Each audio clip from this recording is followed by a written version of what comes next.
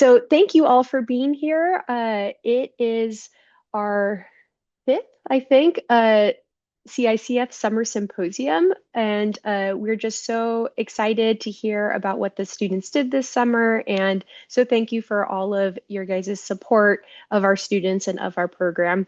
So for those who might not know, CICF is the CI Compass student fellowship program. There's a spring program and a summer program. The spring program is a 12-week virtual training program where students are introduced to cyber infrastructure concepts, especially within the concept of NSF major and mid-scale facilities. And so they spend those 12 weeks learning about CI and major facilities. And then during the summer, they have the option to apply to a internship program where we send them off either virtually or in person to an NSF major or mid-scale facility or partner. And they spend about 8 to 10 weeks doing really interesting projects, as you will see, and really contributing to the work at these major facilities. So we're really proud of their work, and we're really excited to see what they've been up to.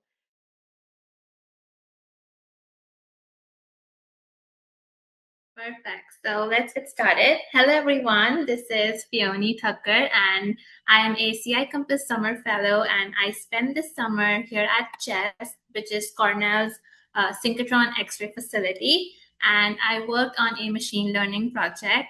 The official title is Machine Learning for Parameter Tuning in High Energy Diffraction Microscopy Analysis, which I will be getting into in a bit. So here's the problem that I was trying to solve. Scientists at CHESS use powerful synchrotron X-rays to look inside materials like metals, ceramics, and other polycrystalline materials without cutting them open. So things like metals and crystals. So turning that raw output into a usable 3D result requires tuning of over 20 settings by hand, which is researchers do that manually, which takes a lot of researchers' effort, and getting them right can take hours, sometimes days, and trial and error every single time. So here is roughly how this data gets made. An X-ray beam passes through the sample as it slowly rotates, creating thousands of bright spot patterns on a detector. Software picks out on these spots and records where each one appears, how strong it is, and what the angle is. Then the algorithms trace those spots back to the individual grains inside the material, figuring out where each grain sits, how big it is, and which way it is oriented. So turning that into a 3D map happens in two passes. The first is a rough search across all the possible orientations a grain could have, producing a first list of candidates. The second one is fine-tuning, so adjusting each candidate's position, shape, and orientation until it matches the data very closely. Every grain ends up as one row in a results file with a quality score showing how trustworthy that reconstruction is. So my approach was to use the quick summary numbers that the software already produces instead of teaching a computer to read the raw X-ray images directly. It's much simpler and much faster to test. And I want to be really upfront about it that this wasn't meant to be the final answer. This is just one approach that is worth testing before we try anything more complex like computer vision and stuff. So there were two ways to build this. The harder way reads the raw images directly, which needs GPUs and dedicated computing clusters to run at a useful speed. The way I chose to use these summary numbers instead is running in milliseconds per grain on a regular computer.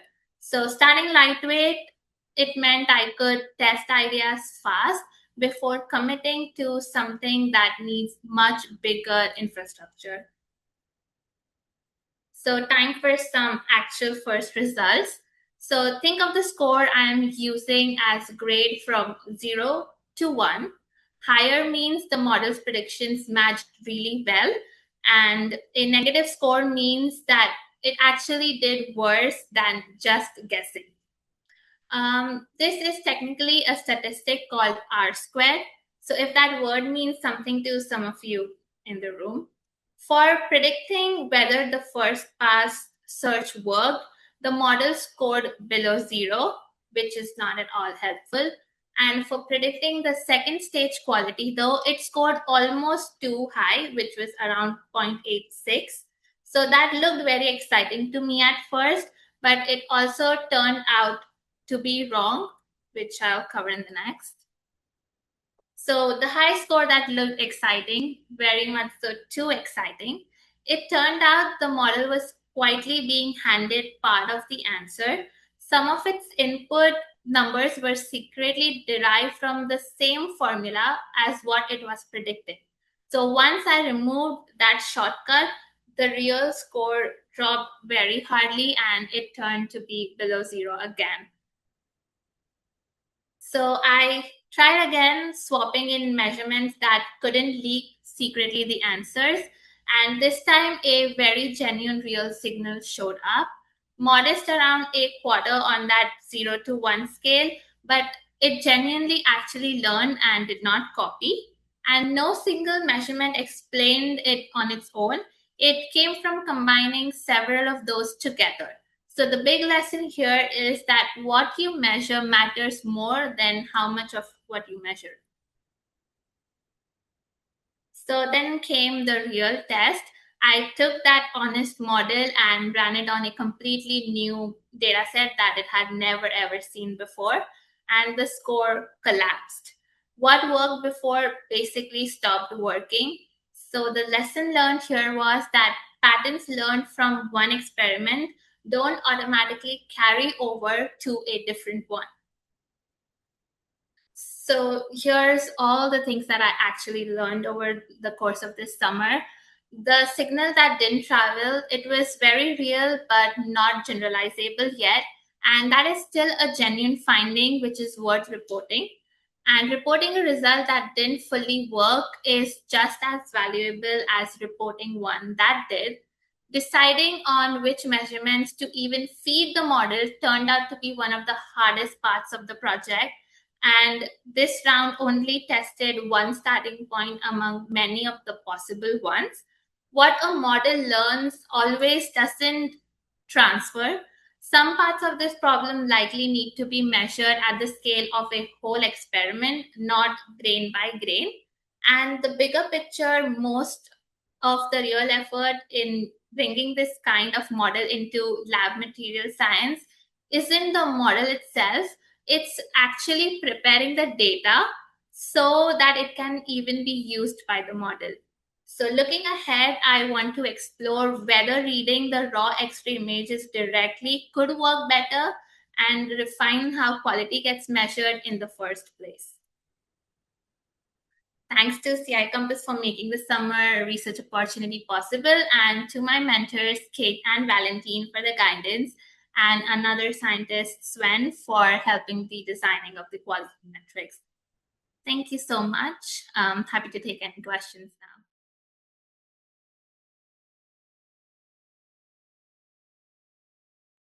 Okay. So hi everyone, my name is Diya Adhikari. I'm a recent graduate from Colorado University, and this summer, me and Veronika Saiadian built PRISM, which is a provenance-rich index of scientific metadata. Through the CI Compass Fellowship, it was supervised by David Butcher at the National High Magnetic Field Laboratory. So the MagLab runs across 3 sites: Florida State, University of Florida, and Los Alamos, funded by the NSF and the state of Florida. It operates as a user facility, so MagneTime is awarded by peer-reviewed proposal, and users published independently through their own institutions. The instrument at the center of this work is the 21T FDICR, the highest field superconducting magnet ever used for FDICR. The company Bruker built the magnet and it was installed in 2014. And it's paired with instrumentations and designed and built at the MagLab. It's been open to users since October 2015 as part of the NSF High Field FTICR user facility, which is free of charge to qualified users. So the problem we saw was facilities and research organization hit almost the same structural issues over and over again. There's data sets, fragments across different systems, different formats, and different storage tiers. The metadata is inconsistent or there's missing metadata entirely. The provenance isn't tracked. There's historical experiments that are hard to locate, and the connections between publications, data sets, instruments, researchers, grants are very weak or absent. The net effect is a barrier to reuse and to reproduce. So what we are treating this as is a knowledge organization problem. So if you capture the research assets and the relationships as a well-described graph, they can become findable and linkable by people and by machines. So that's kind of what our project did. It's a research ecosystem modeled as a graph. It's built around the FAIR principles. It's findable through rich metadata and persistent identifiers. Accessible through a standard Neo4j query interface. It's interoperable because we anchor to community vocabularies rather than inventing our own ones. It's reusable because every fact carries its own provenance, and the whole thing is documented for reproducibility. The target capability is very simple. It's for researchers to ask which experiment used experiment X on sample type Y and which publication and grant connect to them so that they can get a grounded and traceable answer. So this is our project pipeline. We use the FTICR publication CSV, some thermo raw files, some blood proteoform atlas raw files, and the PDF of the publication itself. It goes through these pipelines: extract, normalize, validate, load, and then it is loaded into a Neo4j or a DB database. There's also a post-load enrichment path where we used Crossref for a ORCID lookup by the DOIs, and we reviewed it, and both of these re-enter through the normalize phase and load rather than being written directly to the database, so that each step is reproducible. So where that lands, 4,886 nodes and 11,600 edges across 12 node types and 15 edge types. Researchers are the largest population at 2,062, then there's raw data files at 934, and then there's 805 publications, 443 instruments, and 306 dataset. The chart on the right side shows the 8 largest types, but 4 small ones are folded out for easier readability. On vocabularies, we have resolved it into the standard vocabularies. Instrument terms resolved to the PSIMS and NMR CV accessions through the EBI OLS 4. Similarly, researchers to their ORCIDs, then datasets to Proteome Exchange and DataCite, then samples to NCPI taxonomy, and institutions to ROR. So as you can see, this is one of the graphs that were built from the Neo4j. It's a small representation of the overall graph. This shows a researcher publication network. This is the 13 most published researchers, and they are linked across 32 papers. As you can see, Marshall AG and Rogers RP anchor the most densest clusters. Similarly, the second thing I wanted to highlight was the traversable provenance. So once you have the data set from publication, the DOIs, then the data set is accessed, and it is connected to the raw data files that is linked to the publication through the SHA 256 identifier, and similarly, it is also connected to the instrument that is Orbitrap Fusion Lumos. So reproducibility is verified.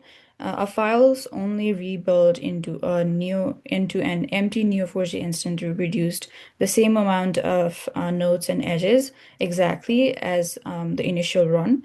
So similarly, there's duplicate detection is also fully deterministic. 21 advisory notes and 42 flags edges from SHA 2256 alone. There's human-gated reconciliation. So no LLM in the loop happens once the graph is fully built. The third thing I wanted to also highlight was the instrument coverage and the 21D. So in the papers itself, there was missing instrument naming because there was no set convention in the literature. Generic and descriptive magnet strength and OCR damage spellings coexist as separate nodes. Also, magnet strength variants stay deliberately distinct and share the same accession MS 1003948 because PSIMS also has no refined rows for separate magnet strengths. As you can see, 21T FTICR is highlighted most because those were mentioned 168 times within the data set that we had. And FTICR unspecified means there's publications that don't specify what specific magnet strength was used, but FTICR was used, and followed by 9.4T FTICR magnet. So, talking about the limitations our project had, now it only encompasses a single facility and a single funder. The single facility being NHMFL and the single funder being National Science Foundation. And there is no subject geographic or citation modeling. On reproducibility, the distinction also matters. So the graph rebuilds exactly from the committed files, but some later steps that were hand maintained rather than produced by a repeatable extractor run will not be able to get the raw sources, but it is fully rederivable. On instruments, 62% of uses links have no resolved name, which is why I've called those as floor. And particularly we're on AuraDB's free tier that is capped at 200,000 notes and 400,000 relationships. So scaling past that would need either a free tier, either a paid tier or a self-hosted instance. So future works for our project is being able to compare experimental methods across studies, across different fundings and different facilities as well, and assigning persistent resolvable instrument IDs. Our research did show that a lot of these instruments didn't have a persistent IDs, so we would want to focus on having some kind of persistent IDs to represent the instrumentation for further research, and build a dashboard with natural language queries so other non-technical and MagLab researchers will be able to query and ask questions to the dashboard itself about the data set. Similarly, extend the coverage to other facilities further than NHMFL, and being able to generate metadata automatically at acquisition time. This would require an LLM integration, but we felt that this would be something that would definitely help when metadata comes in and it is being loaded to the graph automatically. So that's it for our project, and that's PRISM. I'd like to thank my colleague Veronika and our supervisor David Butcher, as well as to the CI Compass team and the NSF for this opportunity. And I'm happy to take any questions.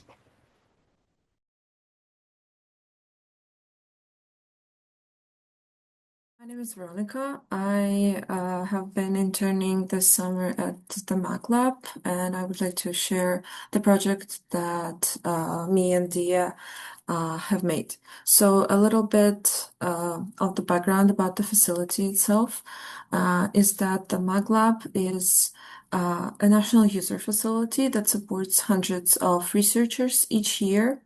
Every project produces publications and data sets, as well as raw instrument records and some experimental metadata included in them. And these records are stored across many different sources that don't have a common organizational standard.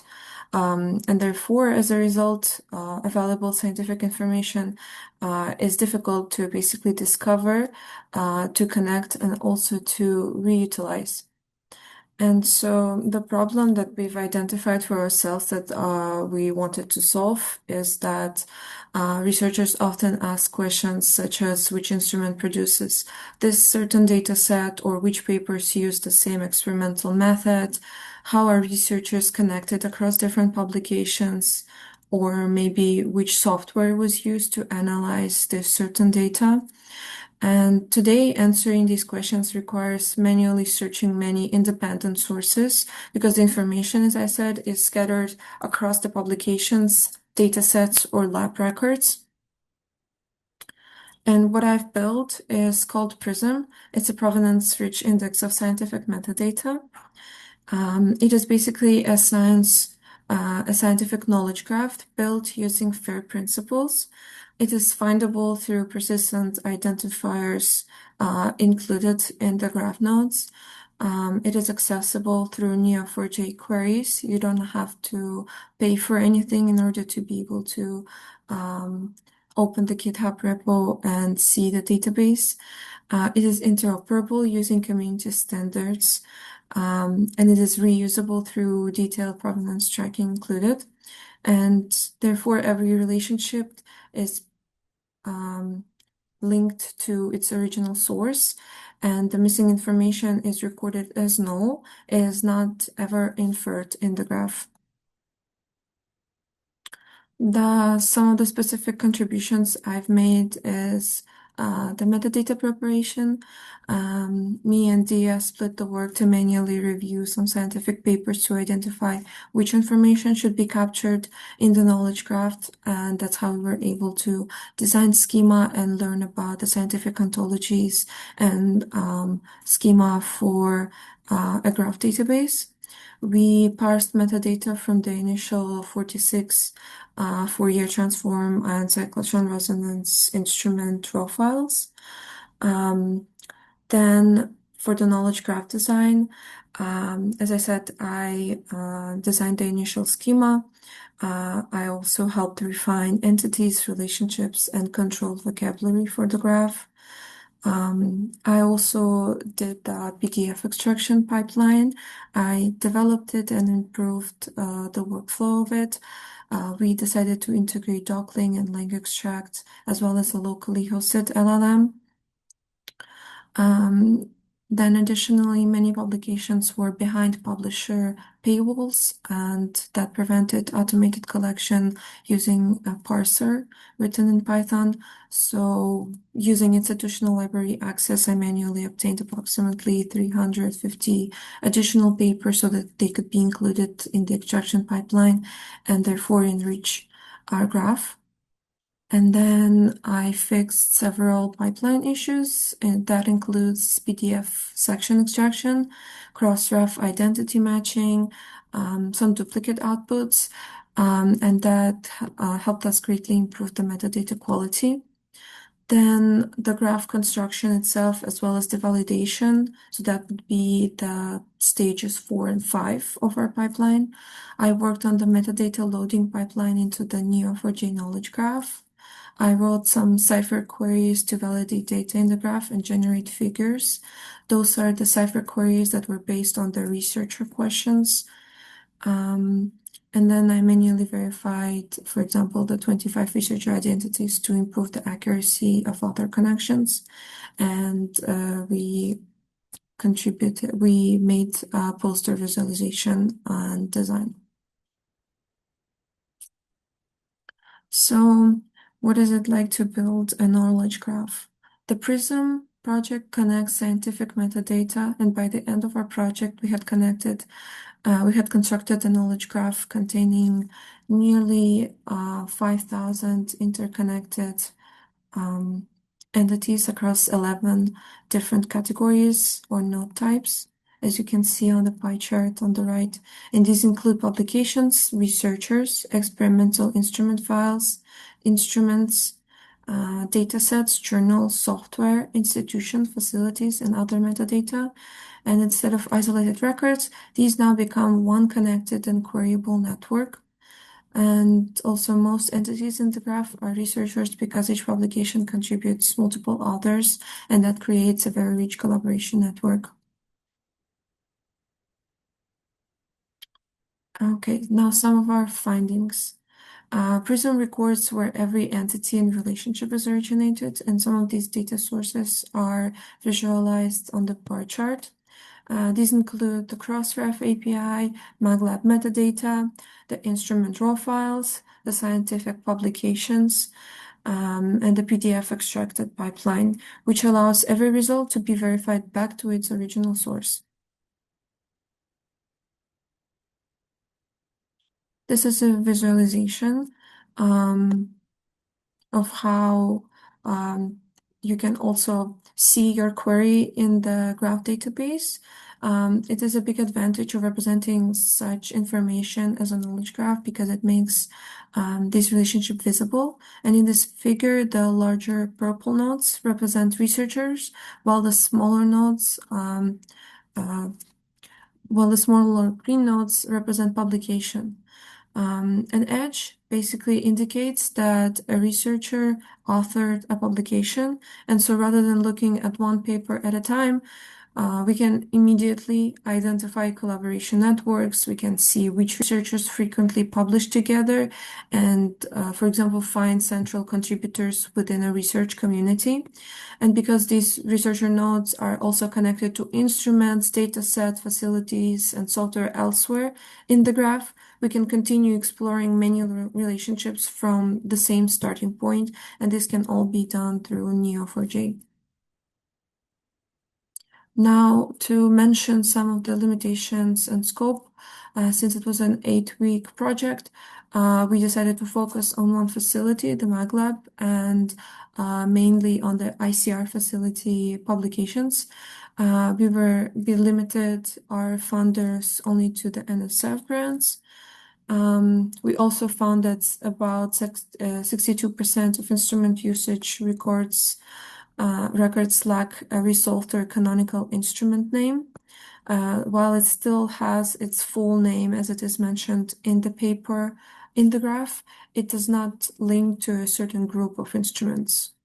And 427 out of 805 publications could not be PDF extracted because no DOI or accessible PDF was available, as some of these publications date back to the 2000s.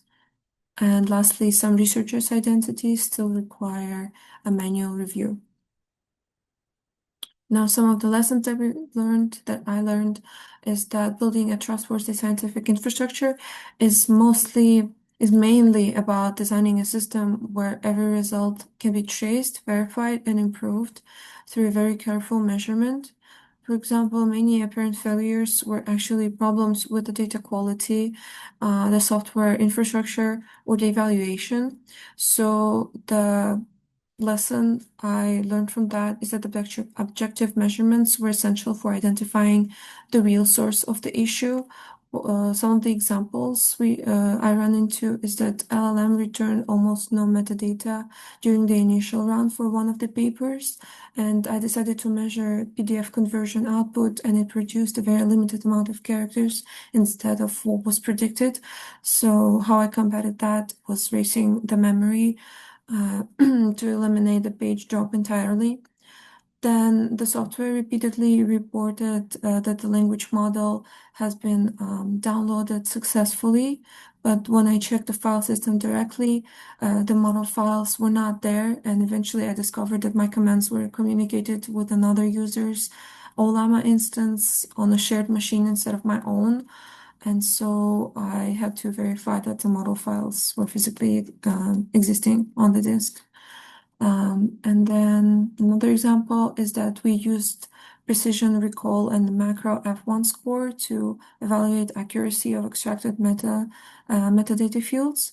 Because during the review of the evaluation results, we noticed something unexpected, is that the grading program considered completely different instruments, for example, a thermal orbit trap versus a 14.5 Tesla FTICR instrument as equivalent matches. So instead of trusting the reported accuracy numbers, I manually inspected the scoring logic, and that revealed that the evaluation script itself was overly permissive, and our measurement was to compare the predicted values with the ground truth and adjusting the script. Another lesson is that AI increased our efficiency, but with scientific data, we still went through verification with the original publication before adding information to the graph. And so human expertise remains essential for us. Automation accelerated metadata collection, but careful manual review was still necessary for an accurate schema design, for some of the later post-load researcher identity resolution, and for basic quality assurance. And some brief mention of the future work is to expand PRISM to additional research facilities, to improve researcher identity resolution using persistent identifiers, and to also support natural language querying of the knowledge graph. Thank you, and I'd be happy to answer any questions.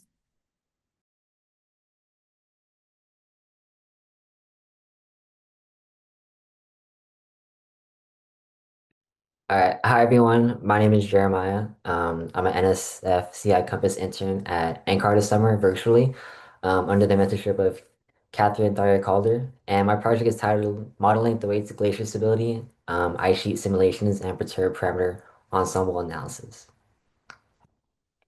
So a little bit for some background information. My project focuses on the Thwaites Glacier. Thwaites Glacier is the widest glacier on Earth, and it's located in West Antarctica. And it's given the name the Doomsday Glacier because it could raise global sea levels up to 65 centimeters if it fully collapsed. Currently, it's losing about 50 billion tons of ice per year, more than it receives from snowfall. And since 2000, Thwaites has lost 1,000 billion tons of ice, and ice loss has doubled in the last 30 years. So, as you can see, the trend is currently trending downward, and this project is aimed to better understand how uncertain we are about Thwaites' future by running ice sheet simulations and testing 50 different combinations of physics settings using a perturbed parameter ensemble. So, before diving into, I want to talk about my first half of the summer, learning through the system tutorial. So to learn how to run ice sheet simulations, I use the SysM tutorial, and SysM stands for the Community Ice Sheet Model. It's a supercomputer developed at NCAR that simulates how ice sheets evolve over time. It calculates ice physics at every grid cell across Antarctica, and SysM runs inside a larger framework called CESM, and that is the Community Earth System Model, which connects the atmosphere, ocean, land, and ice sheet components all together. So I started the summer with the Greenland files and then pivoted into Antarctica files, and I ran ice sheet simulations for 85 years. As you can see from the file name, um, I ran from 2015 to 2100. Um, and after these simulations were done, I used Python and Jupyter Hub to analyze these. So as you can see, one of the graphs I made was a difference graph of ice thickness. So the first one shows a map of what the ice thickness looks like at 2015, and then a prediction under the simulation at 2100. And then a difference map shows kind of certain areas on which the variable is changing. So a red would be an increase, and like going downward would be a decrease. And then this map covers the full Antarctica, but to focus specifically on Thwaites, we needed a way to just isolate that region specifically from the rest of Antarctica. So that's where a basin mass comes in. So on the right, one of the scientists at NCAR created a basin mass, which allows us to fully isolate different parts of the regions that we want to look at. So over here, basin 21 is the one that focuses on Thwaites. So after applying that mask, we can fully look at Thwaites itself. And um, I looked at three different variables when we applied this mask. I looked at SMB, which stands for surface mass balance, and that calculates how much snow is accumulating versus melting at the surface. So positive means that it's gaining snowfall, which is a good sign. Ice velocity shows how fast the ice is moving towards the ocean. An increase is showing a bad sign because faster velocity means more ice is reaching the sea. Basal melt shows how fast warm ocean water is melting from underneath, and one of the most critical variables for understanding tides. So the first graph was just a difference for three of the different variables. So basal melt showed a lot of decrease. Um, Ice velocity showed increase along the coastal edges, and then SMB showed increase throughout the whole, a slight increase throughout the whole region. And I made a time series of each of the variables so we can kind of see the trends and where it's coming from. SMB showed up and down pattern, but overall a slight increase over time. Um, Ice velocity showed the increase and then started to plateau around 2060, and then total basal melt showed a heavy decrease and stabilized over time. So these were the steps into understanding how to run ice sheet simulations. I want to note that these simulations uses unvalidated forcing data, so it might not be a total physical prediction of what weights would look like in the future. And then moving on to our perturbed parameter ensemble. A perturbed parameter ensemble is when you take a model and run it multiple times, and then each time a different combination. And this is to understand how sensitive our predictions are based on these certain settings. So in our case, we use a perturbed parameter ensemble to run 50 different simulations with a combination of 8 different parameters to see how our prediction of twitch stability changes based off these different parameter values. So these parameters, there's 8 of them, and they control ocean melting, ice flow, and friction. And to choose the parameter values efficiently, we used a method called Latin hypercube sampling. And this is a method that divides each parameter's range into equal sections and then pulls exactly one value from each section. And this ensures that our 50 combinations are spread out evenly across the full range without any clustering or gaps. Um, so figure 3 shows me using the Latin hypercube function in Python, and then it generates a row and columns. Each row represents one complete set of parameter values, and then each column represents one of the 8 system physics parameters that we wanted to look at. And then figure 4 is a 3D visualization of what the sampling looks like. So each dot represents one of the 50 parameter sets. And then the main focus on what we want to see here is that the dots are spread out evenly.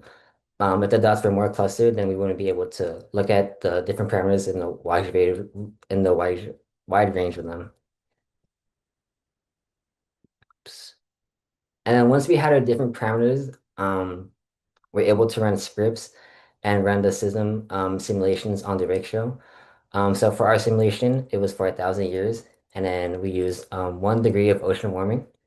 So my mentor Kate and Gunter helped me run the scripts, um, and then we were able to look at the results. So I created a distribution, a histogram based off 4 different values. I looked at ice thickness again, um, SMB, basal melt, and Kelvin rate. And then from what I saw, 33 out of the 50 runs resulted in near to zero no ice thickness. So basal melt and ice velocity showed similar patterns as well. And what I basically took out of this is that in 1,000 years, based off parameters, a lot of the ice thickness and twigs would be gone. And same thing with the ice velocity, since there's no more ice, it just decreased. So that's kind of scary. I also created a mean ice thickness and standard deviation chart of all the different basins in Antarctica, and it showed me that Thwaites and basin number 9 had the largest average ice loss, and basins 14 and 15 show minimal ice loss. And then moving on, I wanted to see if there was any correlation between any of the 8 parameters that we looked at in comparison to ice thickness. So I created a scatter plot for each of the 8 parameters that we wanted to look at compared to ice thickness, and I couldn't really see a certain correlation between any of them. So to kind of dive deeper into what parameters are affecting ice thickness and what goes into runs where there's results in zero ice thickness compared to runs that resulted in like runs that retain ice. We created a parameter density by ice thickness table, and this just shows us we classified um, each of the different categories. So low collapse runs are runs with 1 million meters of ice. High outlier runs are runs with more than 5 million meters of ice, and moderate was everything in between. And we were able to see all the parameters in which of these different categories. And the most notable pattern I saw was in the parameter BMLT cavity H0. And this is the basal melt cavity parameter nearing the grounding line. And it showed that collapse runs had an average of 58.95, while high outlier runs averaged only 30.58, so nearly double.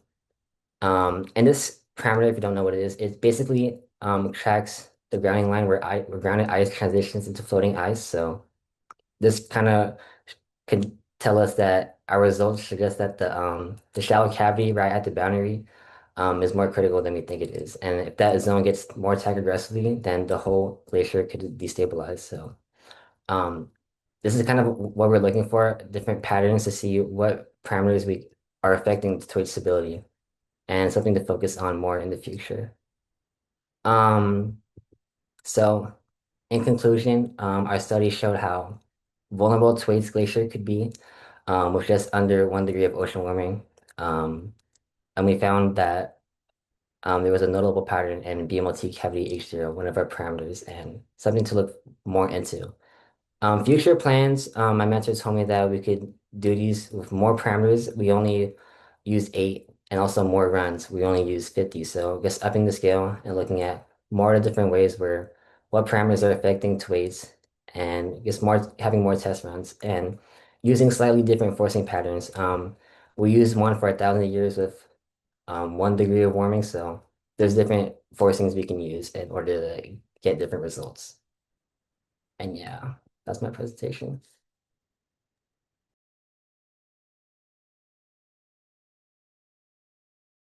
Okay, yeah. Hello, my name is Cole Mullis. I'm actually a rising senior at Long Island University. Yeah, and I did my summer program with NCAR. I wanted to give a quick introduction for those who don't know what NCAR is. It is the National Center for Atmospheric Research. They research climate, weather, air quality, severe storms, space weather, and a whole lot more. Anything involving atmosphere or climate, they research it, including oceans and ice, as Jeremiah said before. They develop really well-known tools in the space, such as the Weather Research and Forecasting WRF, which is used by NOAA in the National Weather Service, and the Community Earth Systems Model, which Jeremiah touched on before. They also have this beautiful lab, which I got to visit in person and go to every single day. It's in the Flatirons of Boulder. It is gorgeous. And my project was load balancing an impasse MOM6 coupled model. And here's a little sneak peek of what I was doing.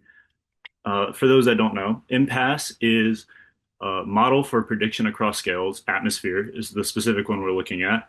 It was developed by NCAR and Los Alamos National Security, although it is now mostly maintained by NCAR. It simulates weather and climate across regional and global scales, which is important because we want to look at both regional forecasting and global predictions. And then MOM6 is the Modular Ocean Model, version 6.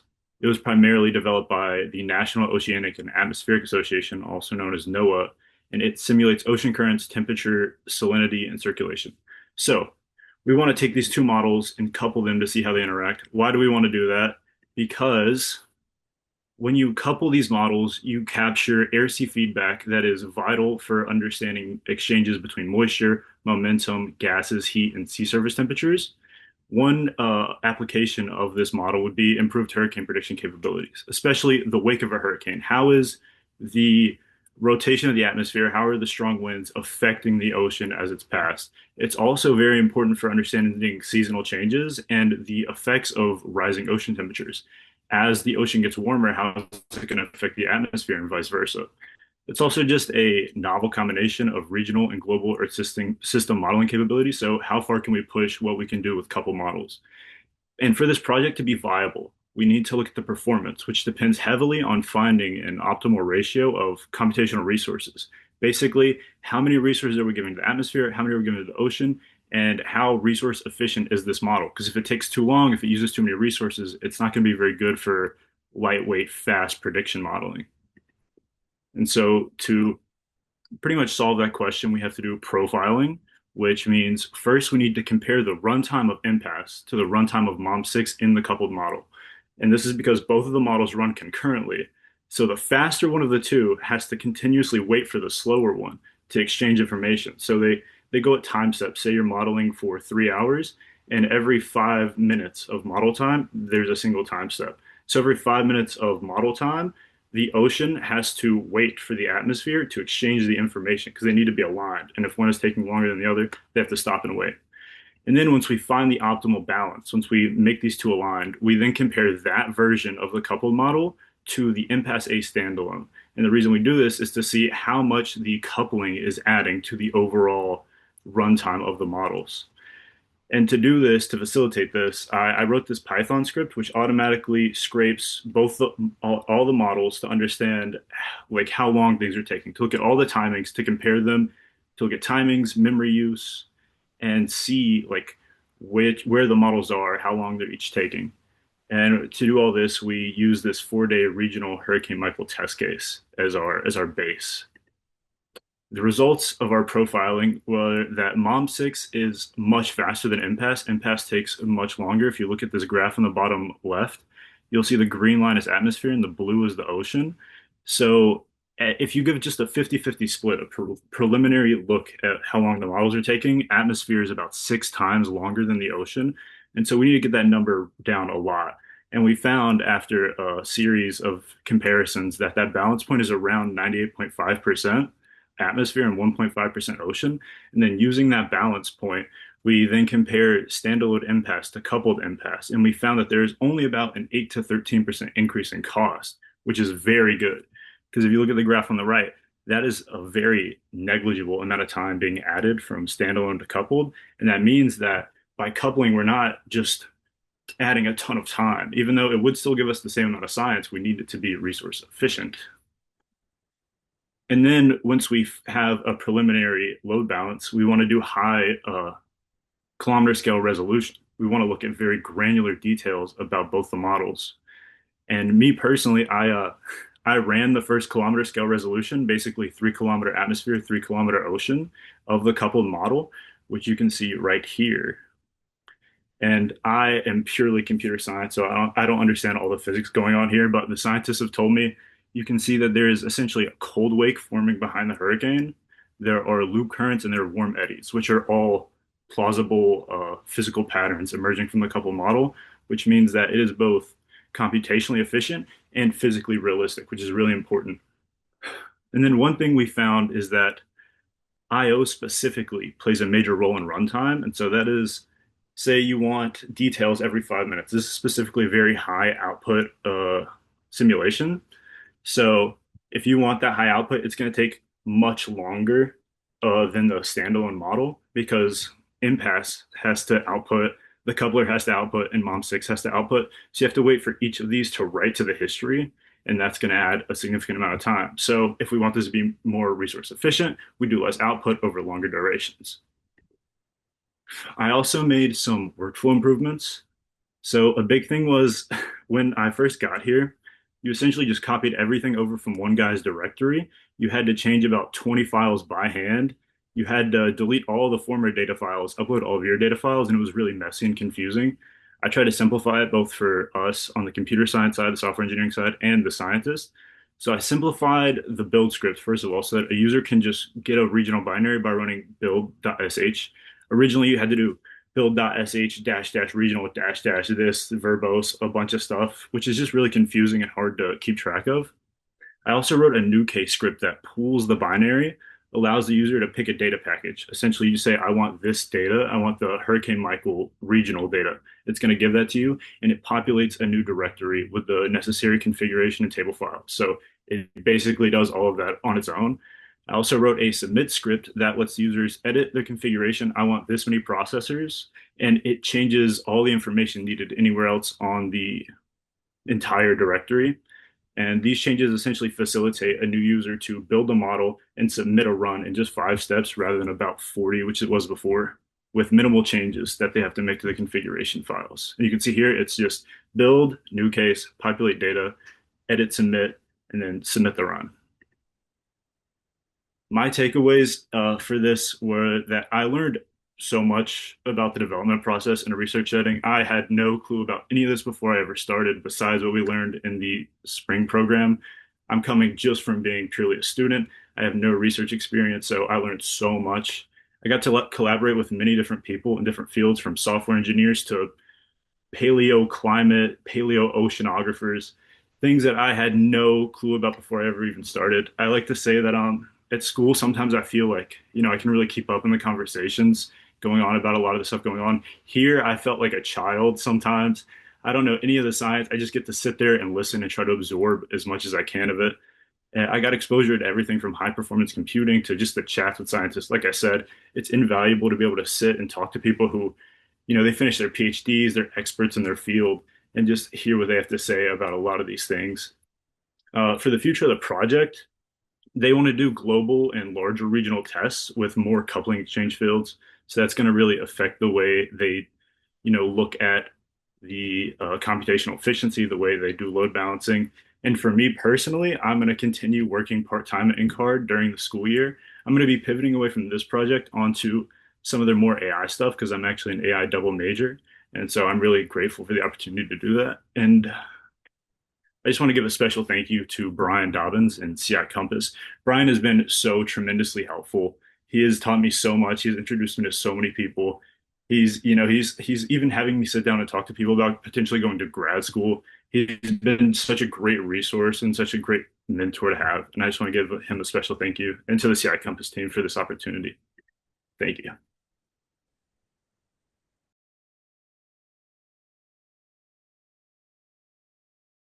All right, hello, I'm Leo, and then in case you guys haven't been completely bored out of mind about NCAR yet, I'm also at NCAR.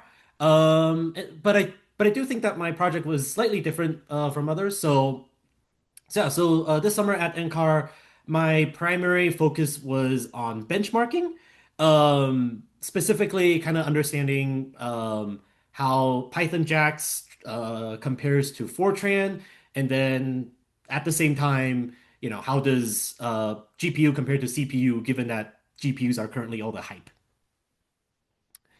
All right, so sort of a overview is that the central goal and the motivation for this project sort of really started because when I first got to NCAR and then talking to Brian and then also my other mentor, Sam, I learned that apparently currently in the sciences, especially in like the NCAR, the CSM community, a lot of the scientists have been asking, the first one is most of us haven't learned Fortran ever in college. So, and then, currently there's this whole new thing of JAX, Python JAX that came out.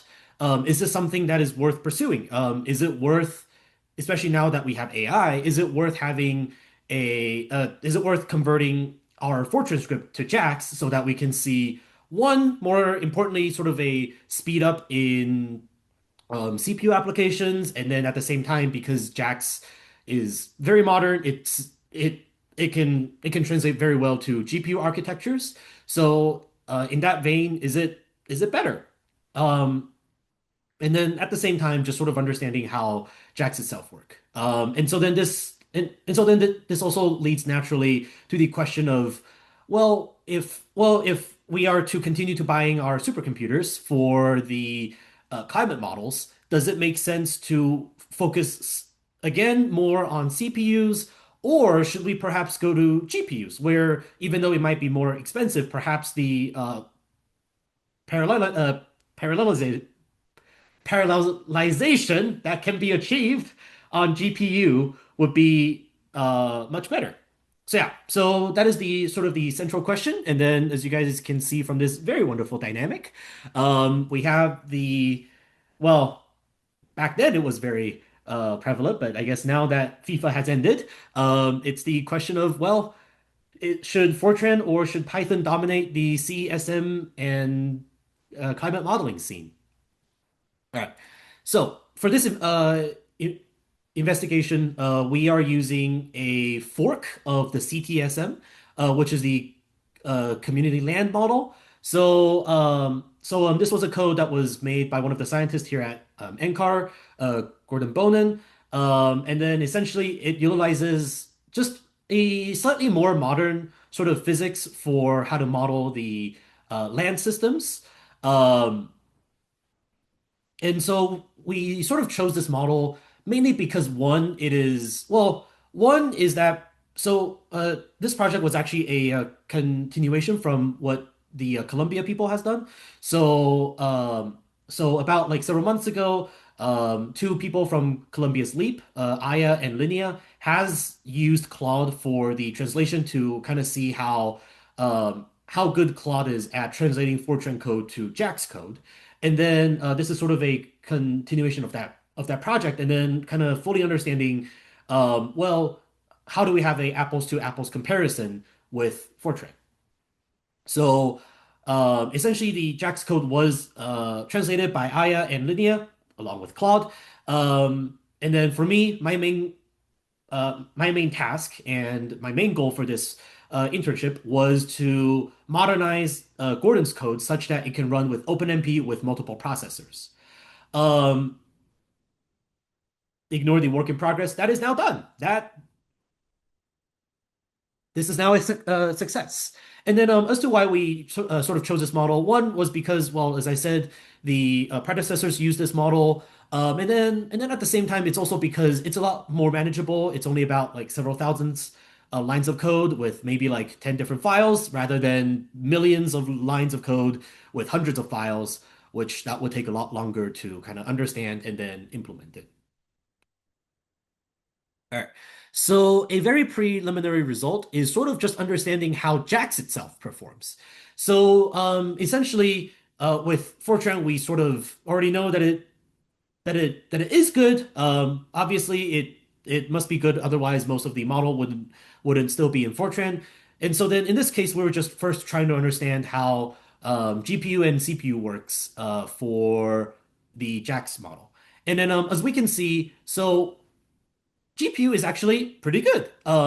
Especially once you get to the 2048 ensemble size. Whereas for the CPU, the sort of runtime is roughly the same across all of it, which is about what we expected.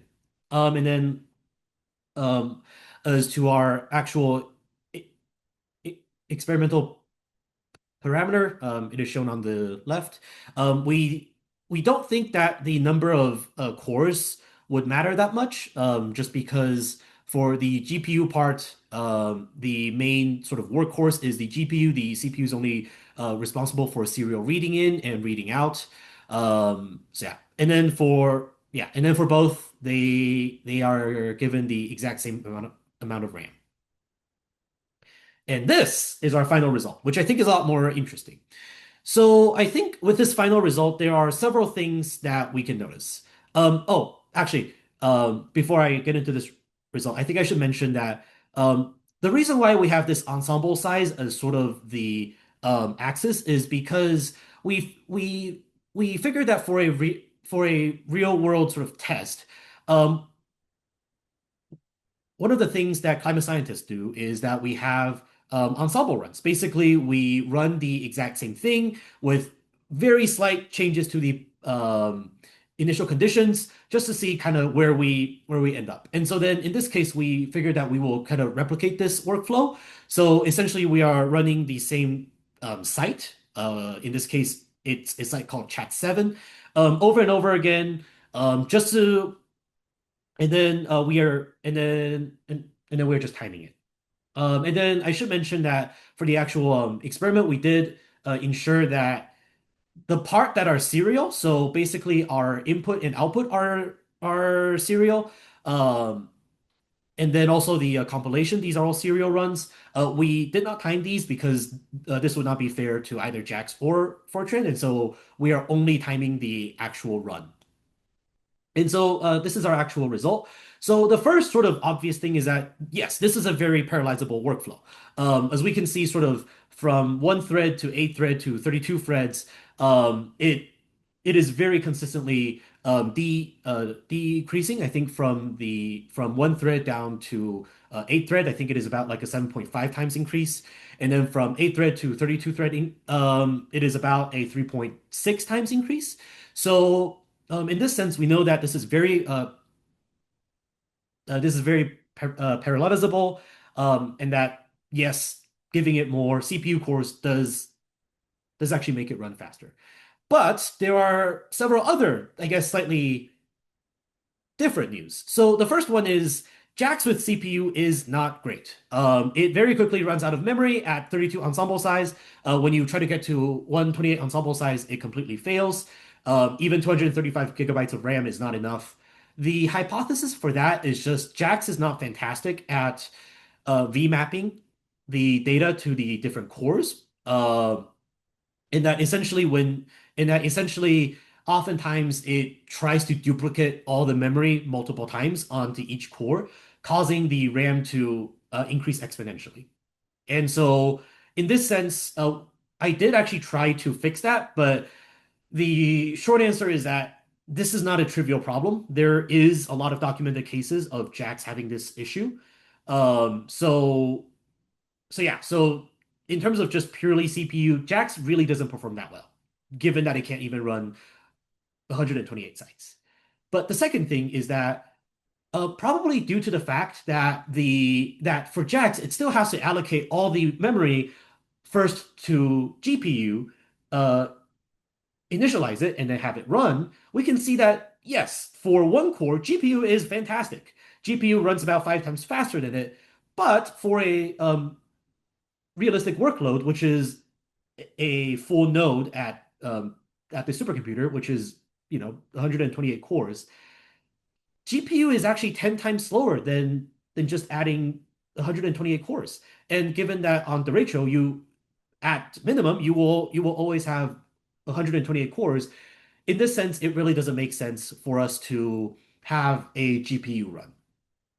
And then I think the final interesting part is that, as we can see, actually going from 32 cores to 128 doesn't actually increase that much. And then our thinking is that basically once you get to so many cores, the cores themselves are actually executing the task pretty fast, but the first pass of basically OpenMP having to give every single core its necessary data, and then sort of the transferring part of this serial run. This is taking much longer than the actual computation part. So and then thus we can see kind of this slowdown. All right. So yeah, so that is the main sort of result. The main result is essentially GPU at least in this sense, doesn't actually present not much of a speed up. It is still a lot better to just go with Fortran. Not to mention the fact that it does actually take real man hours to go from Fortran to JAX, and then also having to write your own unit test to ensure. And then not to mention that currently even Claude's implementation after all the guards rail, it still has a 1 to 2% error compared to the Fortran result. All right. So, sort of a interesting part about this internship, which oftentimes I have to remind myself that I actually did a lot, which is that I spent quite a lot of times with bugs. So when we were first kind of starting the parallelization, one of the things that we noticed was that our temperature was blowing up to, as you can see, 10 to the 102. Actually, there is a very similar temperature that was going to negative 1 times 10 to the 102 Kelvin. Now, I don't have a physics PhD, but remembering from my middle school physics, I don't think that is supposed to happen. Um, Now, this did take quite a lot of time. I think it took us about 2 to 3 weeks to actually fully resolve it. Um, Basically, what we found was that there was a part that wasn't initialized properly, but during the serial run, the CPUs accidentally carry the states forward, which means that the temperatures were within normal range. But when we were trying to do this with multiple cores, essentially the initializations goes wonky, and then now we have uninitialized integers, and plus Fortran isn't nice enough to tell you that this bug has occurred, and then it just tries to give you a very unrealistic number, and so sort of this is what happened. All right. So yeah, so that is essentially my project. Sort of some final takeaways for me was that one, HPCs are really fun, but modules can be very finicky. In fact, we were dealing with module issues from day one all the way until like maybe like 1 week before it ended, just because there were some issues with like how whether or not the HPC is able to do parallel reading and writing with NetCDF5. The answer is no. And then also at the same time, I actually really enjoyed working with Fortran. It was a very intuitive language. Now, I did wish that Fortran would yell at me when things weren't initialized rather than just let it go, but oh well. So yeah, so some future steps. So I did also talk to my mentor, and then unfortunately, I won't be working for NCAR over the school year just because of grad school and stuff like that. But we did agree on like this is probably something that NCAR will continue to investigate, and then I will sort of work alongside, either kind of seeing if there's any new progress, and then at the same time, one of the main things that I said that I was very interested in would be to actually see, well, perhaps JAX isn't all lost because one of the benefits of JAX is that it has auto diff built in. So auto diff is essentially the JAX will automatically give you the derivative of your entire code, meaning that perhaps in the future for like climate modeling, we perhaps don't need to run 10,000 different ensemble sizes with like multicolor simulations. Perhaps we can just have one pass of JAX and then immediately we can have the derivative. Whether or not this is useful, this is still very up in the air. I know that there are other research groups that have used PyTorch in the past, but again, this is still very new territory. And then just at the same time, again with any code, there's a lot of improvements to be made. So it'll be interesting to see whether or not JAX itself can be improved. And with that, thank you so much.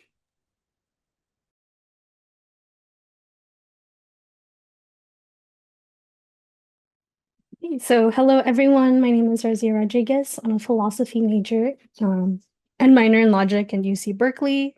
And I would like to thank my mentor, Haipong, and Brian, Nicole, and the whole NCAR team for their support throughout the program. This summer, with my internship with NCAR, I built and tested the XML validations through GitHub Actions.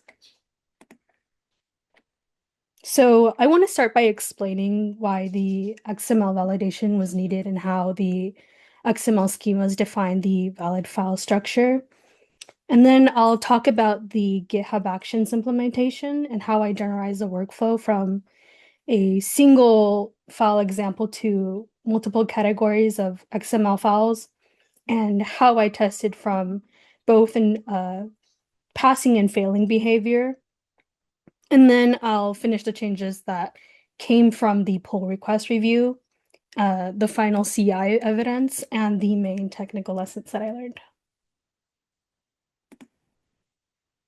So the atmospheric physics repository uses XML files to represent the configuration and name list related information.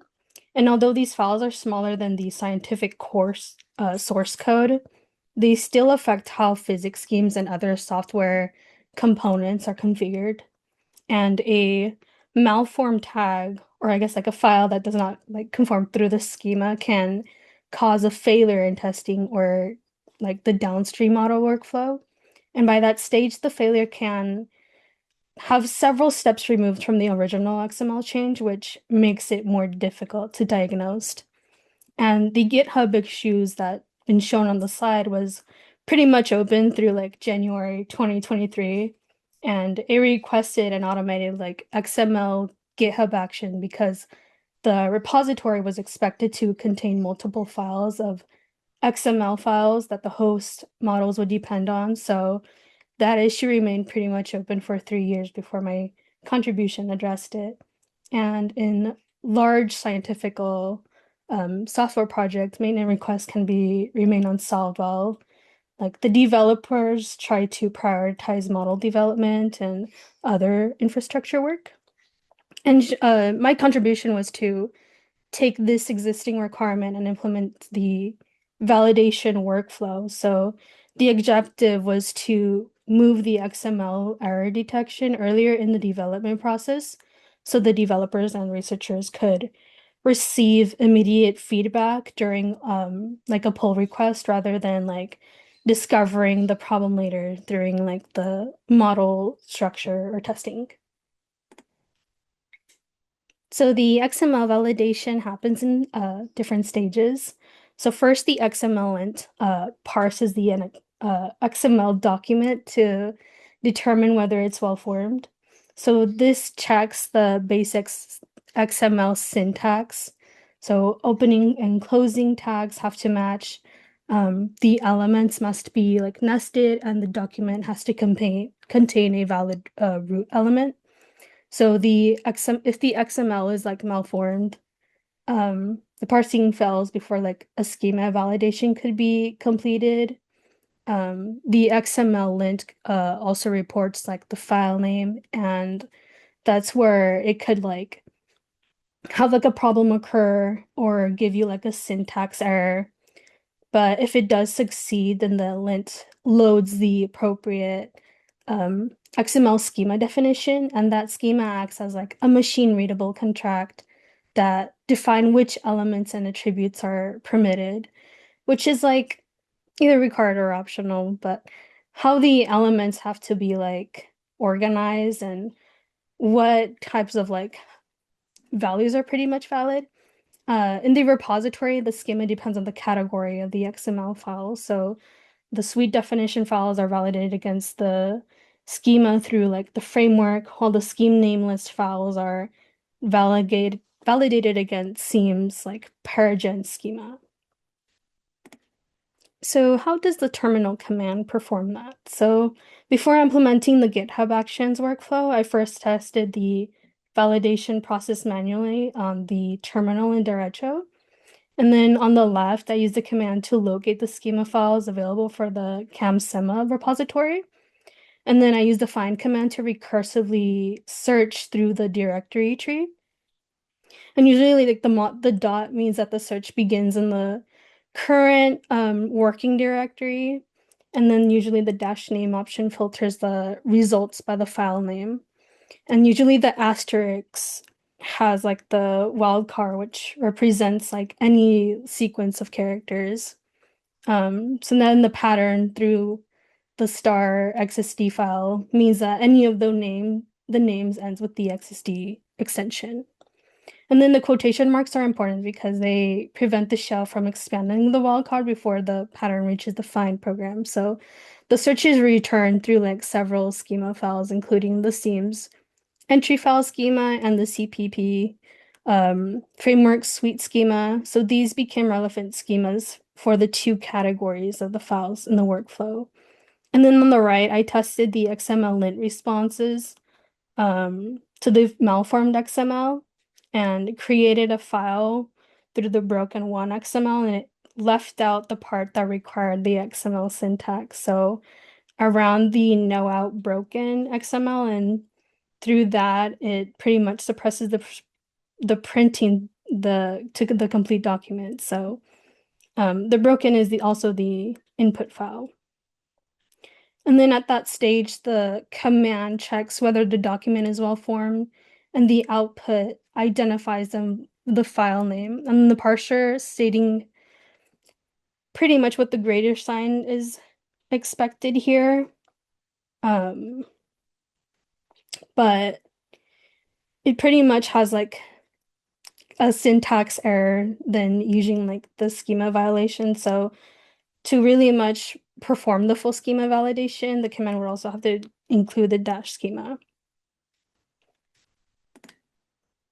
So during the pull request activity, the GitHub Actions creates a clean runner and executes the validation workflow automatically. So the runner checks out the repository, installs the required validation utility, and it discovers the XML files that need to be checked. And it runs the XML lint against them. So this makes the process reductible.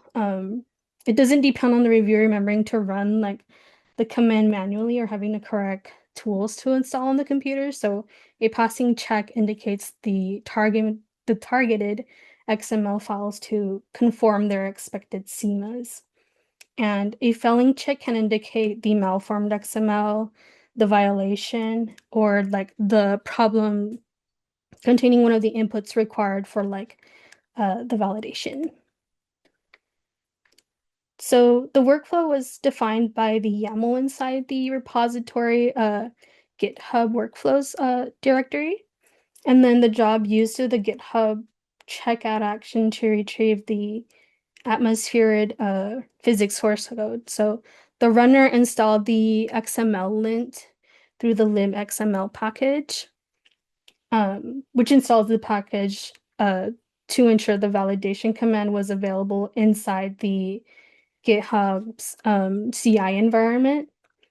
And then the workflow needed to do that were two schema resources, which creates two different categories for the XML. So the suite definition files, including the suites that include like the star.xml, and then you have like the test suites were checked against the suite schema for the framework repository. And the scheme nameless files matching the recursive pattern through the schemes have contained like a nameless. So they were checked against the schemes paradigm schema that are located in like their proper XCSD file. So the shell commands discovered the matching files and invoked the XML on each one. So the workflow connected four components, which were like the repository XML files, external schemas, the shell-based file discovery, and the XML lint exit codes. So GitHub Actions coordinated these components and converted the results into visible pull request checks. So usually like the original example validated only one, which was like the dry adiabatic adjustment schemes. And usually like the adiabatic process is like the system that doesn't change the heat as its surroundings. So the system's temperature will still change because the air is compressed or expanded. So that was a useful proof of the concept because it demonstrated that one file could be checked against its schema. Though like a hard-coded single file check was too narrow to provide the repository level protection. And I replaced the individual path with search patterns that couldn't discover the XML files. And then I also separated the schema files through like the schema type.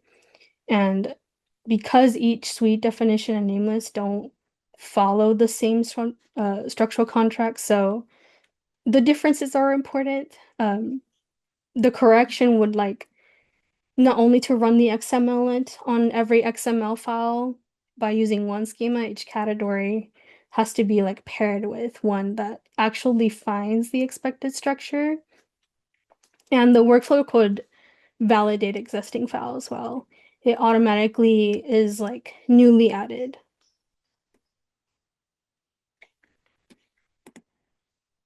So here I tested the workflow using the passing fail restore cycle. And then I ran the workflow with a valid XML and confirmed that the check passed. So I intentionally changed an expected XML tag in the nameless file, and the file was still discovered by the workflow search pattern, but its structure didn't match the XSD. And as a result, the lint returned to a non-zero exit code. And the GitHub Actions check failed, which is pretty much expected. So I restored the correct XML structure and then committed the correction and then reran the workflow, which should return into like a passing state. And then this test was pretty much important because like the green check alone has to demonstrate that the job can run successfully as a valid input. And so here we have the pull request review, which improved both coverage and maintainability to the workflow. So shout outs to Haipong, Jesse, and Quanchi for their assistance and comments to providing that feedback. And one comment asked me to update the GitHub action to a newer version, and then the other asked me to verify the failure behavior for the suite definition XML rather than demonstrating that a failure-only scheme could be used as a nameless file. So this could expand the testing evidence through both schema categories. And then another review concerned how the external schema repositories were checked out, the workflow was revised to check the current sources rather than relying entirely on permanently fixed copies. And it creates the CI workflow to function as a type of like canary test. If an upstream schema changes and the XML files in the atmospherics is not compatible with it, then the workflow can expose the incompatibility early. And yeah, the review process was addressed more than whether the workflow worked at the moment, and it clarified that the validation job should continue as its dependencies change over time. So here we have the pull request, which has passed. So we have like 16 commits and reached the state where all 5 required CI checks passed, including the XML schema validation check.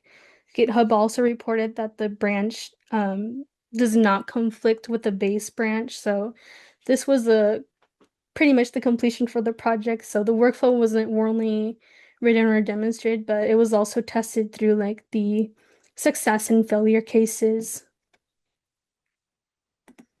And one of my main lessons that was that like the configuration files should be treated as part of like the software structure, even though like the XML is not scientific source code in the same sense as Fortran or Python. Its structure is very good for effects through like the software modeling workflows. So validating it early reduces the distance between the original mistake and the point where that mistake is detected.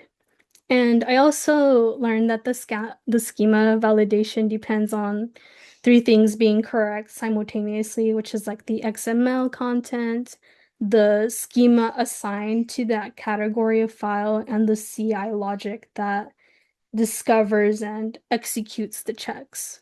So creating that workflow means that you're not replacing one file name with the wildcard, but it also makes you understand like the repository organization, which project owns each schema, and how failures propagate through shell exit codes. So Fortitude or another Fortran linting tool could become like a separate future CI check, but it would address like one source code quality rather than the XML schema conformance. So my completed contribution focused on like this specifically the XML validation. But yeah, to conclude this project connected through XML configurations, external schemas, the XML lint, the GitHub actions, and the CI evidence. So and takeaways like continuous integration can move configuration errors from late stage debugging to early visible like reviewable feedback. So it makes scientific software more testable, maintainable, and safer to merge. So yeah.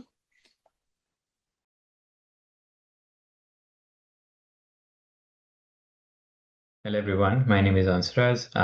I was part of the CICF 2025 cohort, and this summer I had the opportunity to work at Ocean Observatories Initiative, OOI, and my mentors were Jim and Stace, and we'll talk about grounding an AI assistant for OOI ocean data.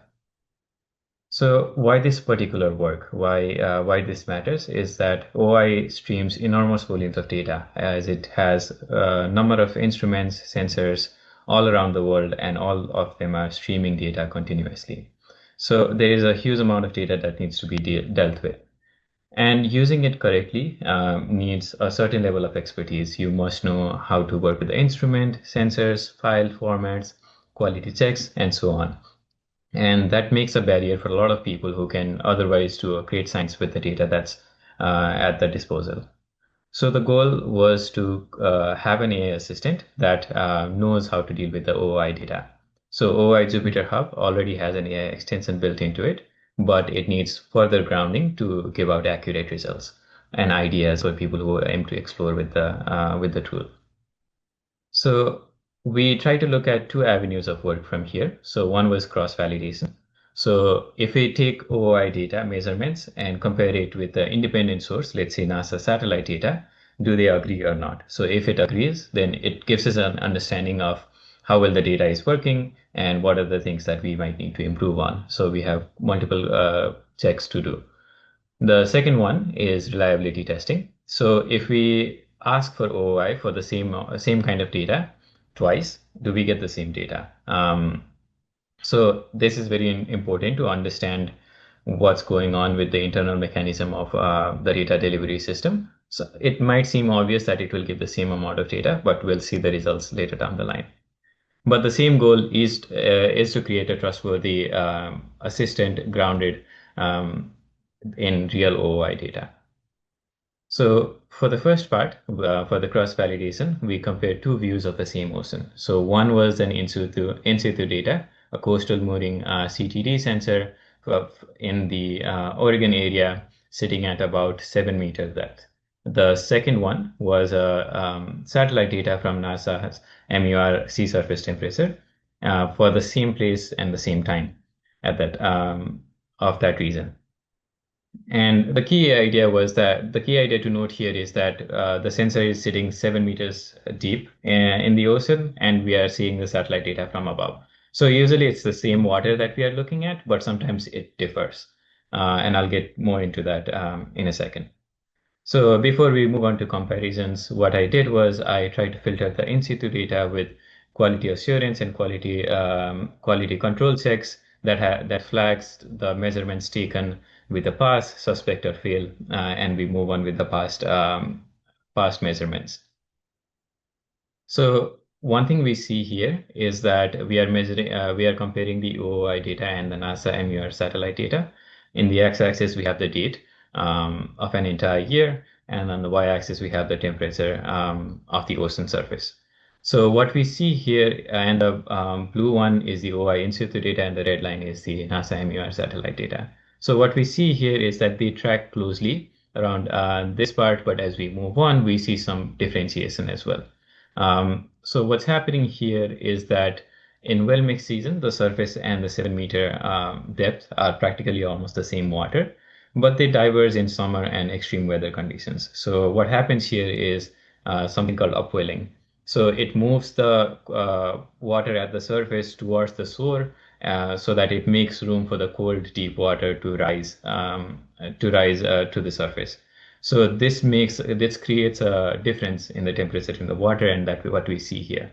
So one thing to note is that the overall correlation was 0.5. Given how the plot looks, that isn't surprising.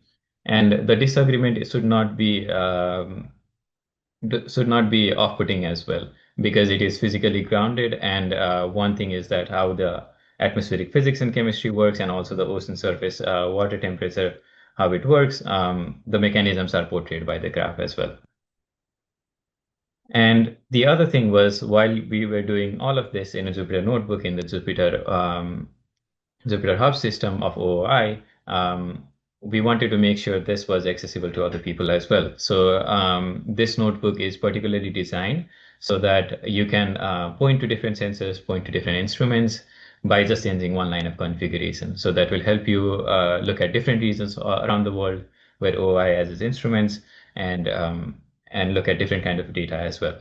And another thing is it pulls the NASA data directly from the Earth axis, from the NASA Earth data. So you just need to you can register for your profile, you can create a profile, and then you can just add your authentication as you go on, as you calculate. Try to calculate the measurements that you have. And one of the most important thing is that we try to make this a very minimal install setup so that it runs on your own computer. So you don't have to get access to the OI Jupyter Hub system in order to run these data. So the result was a Jupyter notebook that can be adaptable and reproducible so that it can be used for teaching purposes as well, and accessible for non-experts. So this was the cross-validation aspect of the project. The other thing we did was reliability testing. So is OOI data delivery consistent with itself? So we tried to ask the same question twice. So, and we try to see, do we get the exact same data as we do that? So how we did this was we tried to repeatedly request the identical data through OOI's machine-to-machine service and across different instruments, different sensors, and try to compare the files for byte data or by content wise. So what we see here is that we have three fluorometers that are looking at its raw and processed data, and what we see is that from one request to the next, the data is not identical byte for byte, meaning element for element, it's not exactly the same. But one thing that changes is the file gets processed, goes through quality checks, and there are some data types variables that we see that results to the changing of the bytes itself. But the overall content, the content that it's supposed to relay is exactly the same. So that is what we saw in these fluorometers measurements, and we use CTD sensor as a control variable to see what's going on. So overall, we got a good results in terms of how we see, and there were some data quirks, data inconsistencies that we saw, like inconsistent variable naming, and so on, that we also noted down while we were doing this measurement. So that can be used for future data migration projects that OI may take on, and that will help us understand what's going on as well if we run into any problems. So to tie these all up, the main goal of this project was to have a proper grounding for the AI assistant in itself. So OI Jupyter Hub system already has an AI assistant, the Jupyter AI extension in that. It can answer questions, but it does not fully understand the complexity of OI instruments, data quirks, and quality rules. So we try to see if we can do these kind of experiments to see how well it cross-validates and is reliably tested in these data measurements that we do. So one thing that we found was that that we saw was we did cross-validation using the physically validated examples that the assistant can use and base it as a foundation that it can reason from. The other one is reliability testing. So we have a data with known standardized structure. It can trust and won't break upon other requests that we send it. And one main thing is that we also introduced a canonized schema to standardize structure if there is any variables that can be simply changed as we process the data. So overall, the conclusion was that OI's data delivery system is reliable and is now well characterized. So I try to quantify how it behaves, where it varies, what are the data quirks we see, data inconsistencies we might encounter. And the other thing was we also try to validate with the NASA data comparison as well.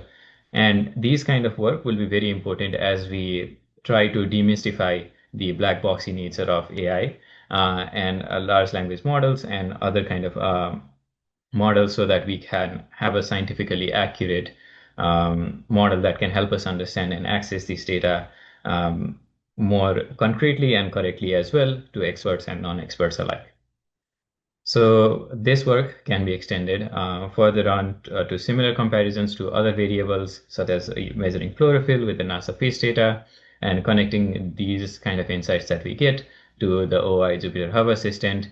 And which Naeem will talk about more next, what he has been doing as well. But this was my part of the project, and I particularly worked on grounding having the grounding layer for the AI assistant in itself.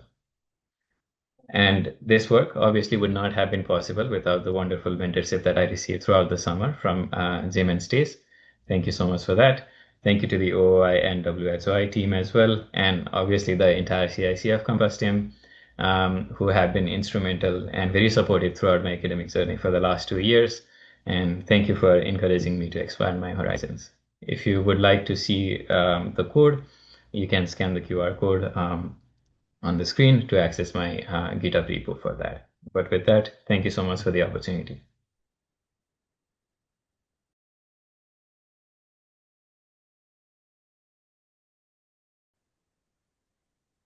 Okay, so hello everyone, I'm Naeem, and over the summer I worked with the Ocean Observatories Initiative on a project for building a natural language-based agentic pipeline for OI data retrieval and analysis, and with some capabilities designed to extend across different research teams as it grows. So the problem we wanted to address was that, like looking at the whole OI, currently it has almost like 1,000 different active instruments like streaming physical, chemical, biological, and imaging data from different geolocations like coastal arrays, global moorings, and regional cabled arrays. So all of the data is open, but that doesn't make it easy to use and nor ready for any future AI uses, training, or scalability. So for example, to get like a single variable, a researcher has to work through catalogs of site designators, nodes, deployed sensor references, and different versions of those deployed sensors, and figure out the right stream and variable name, and also choose like a retrieval method, and each one of those like has some slight variations and also different availability. So some combinations simply doesn't exist or have gaps or doesn't have data at that time. So the bottleneck isn't with the data, but it's kind of you have to be like an expert in naming conventions of different repositories and access methods before you can start doing any sciences or research. And also the traditional approach, as I mentioned, doesn't scale for any future AI uses or training workflows built on top of that data. So our main job was to map the natural language onto all the active instrument reference designators, which are mostly strings consisting of letters, numbers, and codes. And most importantly, we wanted to get repeatable results from our agents. So we wanted to build like a layer on top of the cyber infrastructure that an agent could reason about and integrate that system into the Jupyter Hub that OI provides so that if a user gets in, you can use the agent to brainstorm about like a research idea, get the right data products that OI provides, and also write necessary code to get that data and do some sort of analysis. And the design principle that shaped like every part of our system was like the reasoning is delegated to the agent only when judgment is genuinely needed, like suggesting sites or locations or instruments or how to interpret a result. And everything else, like data availability, variable identity, and written codes, were delegated to deterministic tool calls against either live M2M APIs or some pre-mapped OI data. For example, the model never gets to guess like a referent designator or something. And one more thing we built in from the start was that the system doesn't just hand you like an answer, but it stamps its reasoning at every step. So which side it picked and why, what it checked before it stamped its reasoning at every step. So if something happens or you get a piece of code that doesn't work, you can go back into the reasoning and see which part actually failed and have a better understanding what the agent is actually doing. So it's not just like a black box. Okay, so getting into the architectural part, it has 4 main layers. So everything starts with an input, a plain language prompt or a research abstract that goes into the knowledge layer, which gives the agent a full picture of what exists in OOI and what matters scientifically, which feeds the agent and tool layer. Primarily, we use cloud agents and open code as secondary, which you can actually change within the environment. And this layer is backed by an MCP server that exposes deterministic lookup tools against live endpoints, as well as precompiled OI instrument catalogs. And then the agent writes Python in the execution layer. So pulling the data from M2M endpoints or threads cold copy or maybe mounted K data returned as netcdf. And finally in the analysis layer, there is a second agent that can plot the data and review the output and support kind of questions a scientist would like to ask when the data is on our hand. So I'd like to go a little deeper on the segments that I think mattered the most. So first thing that we had to build was the knowledge layer. And the agent needs basically 2 kind of knowledge, like a structural map of what exists and scientific context for why it matters. So for our structured, I started with the OI's own site and sensor catalog in the OI data exploration repository, which hasn't been updated for a long time. So I had to go through the original cataloging approach and write an updated generator so that the mapping reflects what actually is live today. And also build a second reference by processing the official parameter definitions, which has around 4,000 entries down to like a clean lookup for raw NetCDF variable names to scientific names and units, so that instead of the agent guessing from 80 variables, most of which are like engineering variables and noise, so that it can like extract the right scientific data needed for the analysis.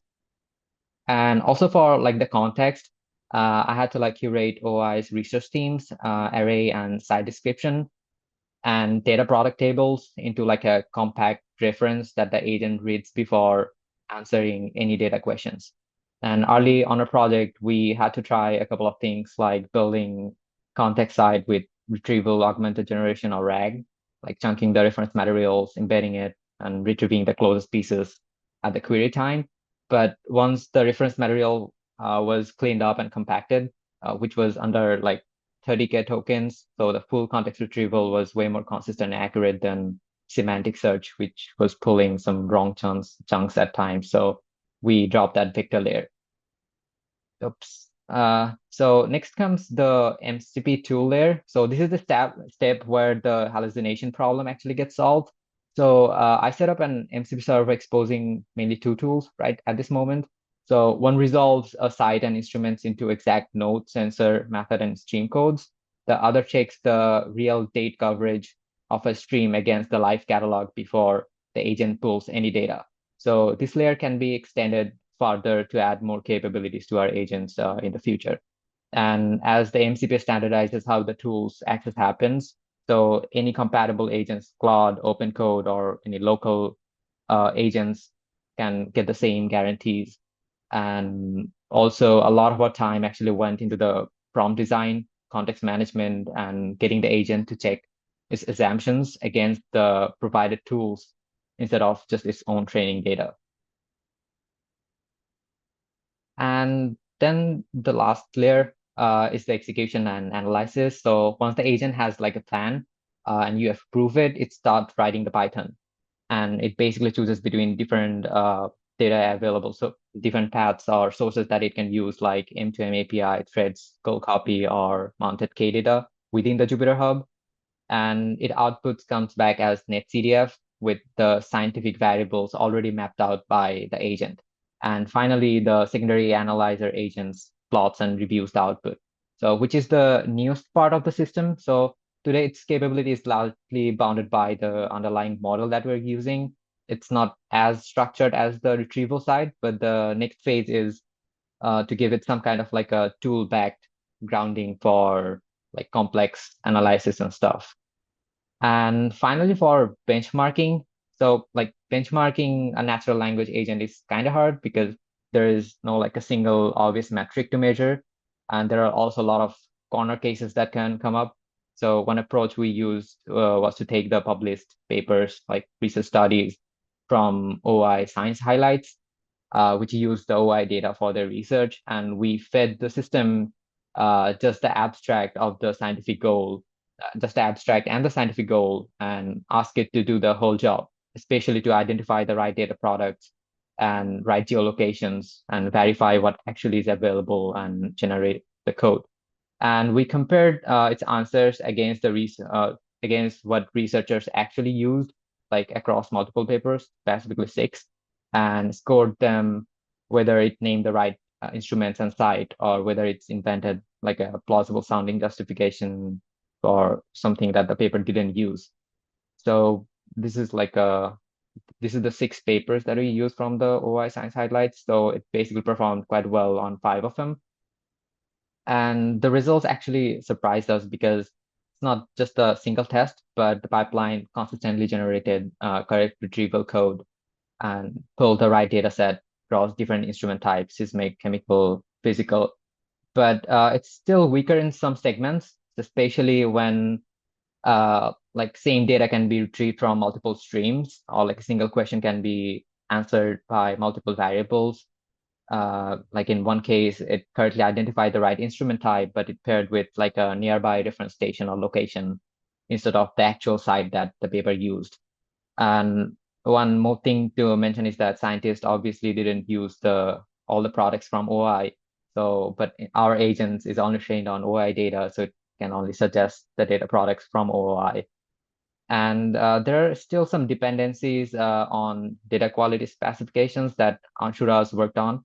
So that's not yet integrated inside the loop yet, but if you do it, like still there are some improvements to be made, including that one. And talking about the future directions, I'd like to say the first thing that we want to do is bring it in-house, like reducing the cost. We want to like move the systems running on local models and running on OI's own GPUs, which will cut the external dependencies and keep the data inside the facility.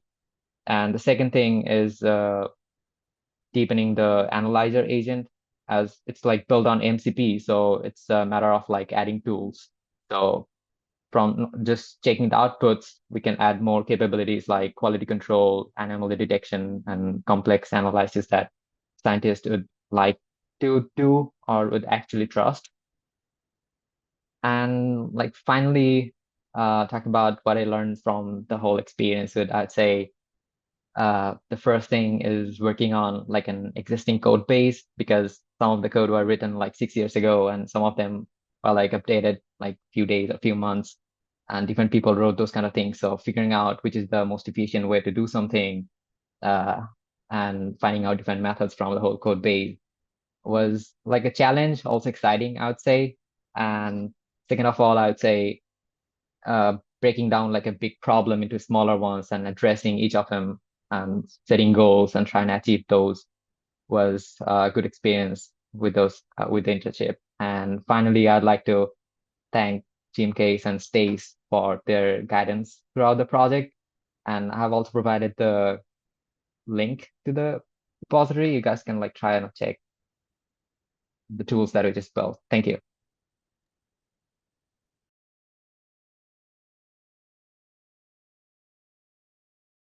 Yes, we can. Go ahead. Hello, everyone. Thank you so much for being here until the last presentation.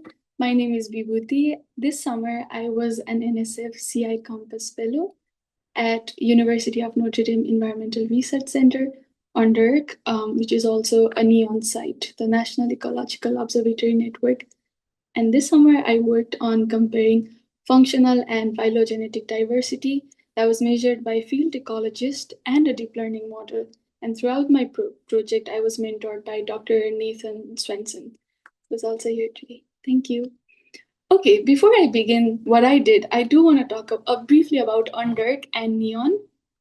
UNDERC is an environmental research center operated by University of Notre Dame, and it is located on the beautiful border of Wisconsin and Michigan. So when I was here, I was among 7,500 acres of forest that contained 30 lakes, as well as several parks and secluded woods. And because it is so rich in different ecological aspects, there are several researches done here, like field research or education research, including both aquatic as well as terrestrial research. So during my summer year, there were also other participants, and there were a lot of cool projects, like including salamanders. So very interesting center. And about NEON, the National Ecological Observatory Network, it is a continental scale observation facility that is operated by Battle, and it is designed to collect long-term ecological data. So they help researchers collect data, store data, and that data is available for other researchers or public to use and make their inferences. And UNDERC is also a NEON site, and this is the entrance of UNDERC, and it does not do justice to how beautiful it is, but it's here. Okay, so what are some ways in which forest ecologists study trees? And when we say that, the one that comes up most often is species diversity. So what this means is they're looking at what are the species in a given region. This can relate to different types of species, numbers of individuals in a species, etc. Now, I do want to talk a little more about it. So if I say, if I'm looking at species diversity, then it would be sort of like, are there red maple trees or sugar maple trees, and what that would mean. So it's looking broadly at species. But I do want to know, how are the species different from each other? Is it just a name, or there's something else that makes them different from one another? And another approach to study this is looking at functional diversity. So in functional diversity, ecologists look at how different species are in physiological traits like wood density, leaf economics, height, or seed size. And these physiological traits have directly or indirectly correlate to the species viability. For example, if a tree has, let's say, large seed, then it cannot produce many seeds, and that would sort of decrease the number of seeds it produces. But whatever seed it produces will have a lot of nutrition, so there's high chances that it is more likely to grow. So this is how the different functional traits, or let's say physiological traits, can affect functional diversity, and this is one way forest ecologists study trees. Another one is seeing how different species in the region are related evolutionarily. So this looks at the evolutionary context. And this is a photo of one of my friends at UNDERC who is an intern this summer, and it shows him measuring wood density of trees. Very intensive work that I have a lot of respect for after spending a summer here. Now, I do want to talk about how cyber infrastructure has accelerated forest ecology, because there is a lot of data. And with recent computer vision developments, as well as cyber infrastructure development, we can see that it has grown a lot. And even with the project that I'm doing with functional and phylogenetic diversity, I used a lot of cyber infrastructure. In my project, I looked at a predicted data that was made by scientist, forest ecologist Winston et al. In 2024, where they produced species-labeled maps for around 103 million individual canopy trees across 24 neon sites, and they covered 81 species using a machine learning model that they developed. And in doing so, they used a deep learning pipeline, specifically deep forest algorithm and hyperspectral classification to build the model. And they also used the hierarchical multi-temporal neural network classified each tree crown using 1 meter hyperspectral data, airborne RGB, and LiDAR.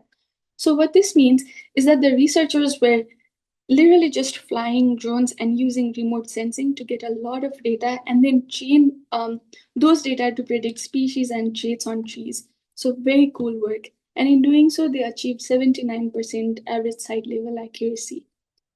This graph shows the species prediction that Weinstein et al. Made using the model that they developed in UNDERC forest. So you can see that it's an aerial image of UNDERC site, and the species are identified in the given labels. Now, my central question for the summer was, how well does this model that was developed by Weinstein et al. Predict functional and phylogenetic diversity of trees on a specific forest plot at UNDERC, which had field ecologists' data as well. And why this matters is because collecting forest data is a labor-intensive process. My friends here used to wake up sometimes at 6 a.m. to go with their dendrometers and measure each tree, pluck leaves, and then measure each tree. So it's a very labor-intensive process. And improving forest data prediction could expedite research process. And researchers would not be limited by geographical difficulty to study forest. And in return, there would be a lot more research so that there could be better forest management or conservation programs, and it would be accelerated. Now, understanding how the model performs in these various metrics can also provide researchers key points to improve the model. And the researchers, Weinstein et al., themselves noted this because when they retrained the model themselves on an additional 157 stems of 12 species, they saw that even in two closely related populous species, they saw the accuracy improve from 66 and 54% to 72% and 82%. So just knowing where it does well or where we want to improve it is a huge help for the researchers. Now, talking about the data workflow of my project, the cyber infrastructure utilized, and what my day-to-day looked like.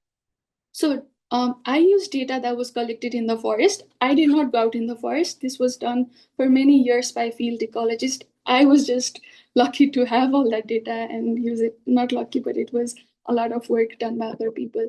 And this data was described in CSV, an Excel sheet, and the total data, or let's say this entire data was of a forest plot in UNDERC. And the other data that I used was the ones that Weinstein et al. Had publicly released by publishing the paper in PLOS Biology. Now, data processing and analysis in R, and this is where I came. So I worked a lot with matrices, more matrices, and more matrices using distance matrix or trait matrix, and just processing all of the files. What does the traits mean? What do the species mean? Or just how far they are from each other? And a lot of processing in R. The next step would be to release the data to public in the form of a scientific paper, and then the data would be stored and preserved and archived. And mostly it is NEON that is very good at doing this because they keep records of all environmental data across the US. I do want to note that in the PLOS Biology paper that Weinstein et al. They used NEON data across all 24 sites to make the predictions. Now, the methodology. So to answer the question, we use 3 approaches: functional diversity, phylogenetic diversity, and community-weighted mean. And to do this, we noted exact plot in UNDERC that had all of the measurements done by field ecologists, and we took the PLOS paper or the Weinstein et al. Model, and we tried to find what exactly correlates in the field, and then just make analysis so that each tree that is predicted in the PLOS paper, we have the data in the field that was measured by a field ecologist. And we further divided the field trees that were measured by field ecologists based on the diameter differences from 10 centimeter and above, 15 centimeter and above, and 20 centimeter and above. And in all of the plots that I further use, you will see PLOS, which is the tree data that was predicted by the model. So this in yellow is the larger UNDERC forest that was predicted by the model that was made by Weinstein et al. And in blue, that is the forest plot that we had data from for trees that was measured by forest ecologist. And we had to crop and process this out in R by relating the GIS file with the CSV files. Okay, talking about functional diversity. Now, this was the first result, but before I talk about it, I want to talk about what the different things on this slide mean. So MPD, that means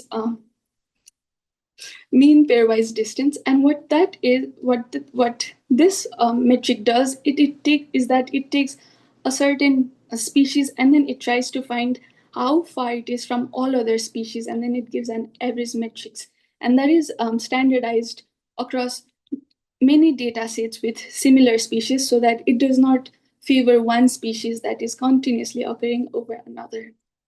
And this one, MNTD, this looks at the nearest taxon. So it does not look at all species, but it looks at which one is closest to the other one, and it takes the average, and it gives us a bunch of different analysis.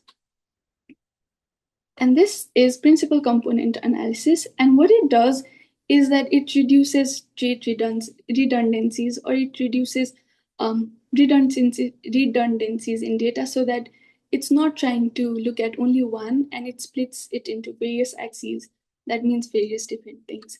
And community is the site where the analysis or prediction was done. And we have 4 communities in this, which is the field 10, field 15, field 20, and PLOS. And this other metrics that we get when we run calculations in both ses.mpd and ses.mntd is obst.z, and this talks about how they are clustered. So if it is below 0 or if it is negative, that means that species are more similar, and if it is positive, then that means that species are more dissimilar.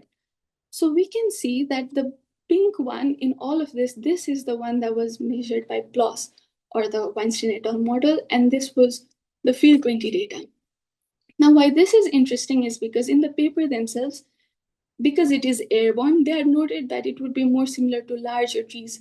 So we would expect like field 20 to have much more similar results to PLOS, but it does not show that in all of the cases. It does show that in some cases, like with the nearest taxon for the axis 2, but for some it is just very different. So what that would mean is that it is not showing how trees are similarly related or dissimilarly related. And this would mean a difference because the field data shows that the trees are a little less similar than how PLOS is predicting it. So this would be an interesting insight to follow up on. Now, looking further at traits, what individual traits does, once again, the traits are the physiological traits that are affecting the species viability. And in this case, the P is for phosphorus content in leaf, nitrogen content in leaf, carbon content in leaf, wood density, leaf area, specific leaf area, and seed. And we can note that in some aspects, it does pretty well in measuring it. Like for carbon, it does a pretty good job in measuring with the field 20, but it does not do a good job in measuring with other smaller trees that might not reach up the canopy. So it would be interesting to see how they could tackle this problem further, because a forest is a huge canopy and there are trees that might not always reach high up. So it would be interesting to note this. And but it does do a good job in predicting some traits for larger trees like the leaf areas and the specific leaf areas. But with something like seed, it does not do a good job because the field 20 data shows that the trees are not that similar in terms of seed trait, but PLOS shows that it is. So I'm interested in seeing how for the larger trees it did not predict because since it's airborne, but for other smaller trees it's doing a better job. So that is an interesting observation in the functional diversity aspect. Talking about the evolutionary aspect, the predicted model was pretty similar to the larger trees, which means that it's showing that with our data we can see that the larger trees were evolutionarily similar, but the smaller trees were not that evolutionarily similar.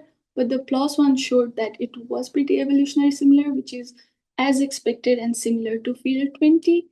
And here it shows that most of this were very similar to their nearest neighbor when it comes to species. So this was an interesting observation, and I would say that it did a fairly good job with measuring the phylogenetic diversity than the functional diversity.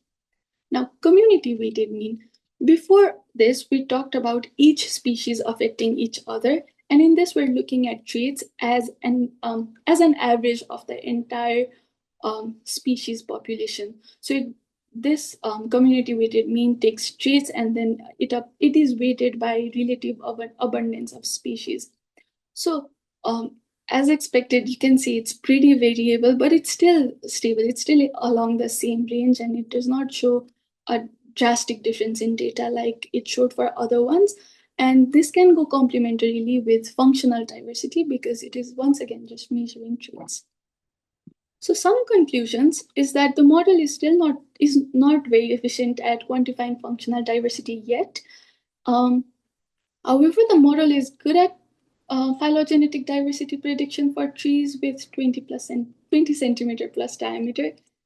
But the CWM values for traits were stable across all plots. The further step would be to run further statistical analysis so that we can actually quantify in numbers how well the model was doing compared, or how well or how poorly, and how it can be improved comparing it with trees of varying diameters so that we can actually see where exactly is it failing and how we can further improve it. So these were my references. As you can see, I had the privilege of being mentored by one of the leading experts in functional and phylogenetic diversity. And I would like to thank Dr. Swenson for his incredible guidance, his wealth of forest ecology knowledge, and his very patient mentorship. And even today, we have UNDERC Symposium here, but I'm so grateful he could make the time to come here and listen to my presentation. Thank you, Dr. Swenson. And CICF instructors, I cannot thank you enough for everything. Thank Family Endowment for the accommodation and UNDERC Summer Program cohort. And this work was funded by NSF CICF. Thank you. Do you have any questions?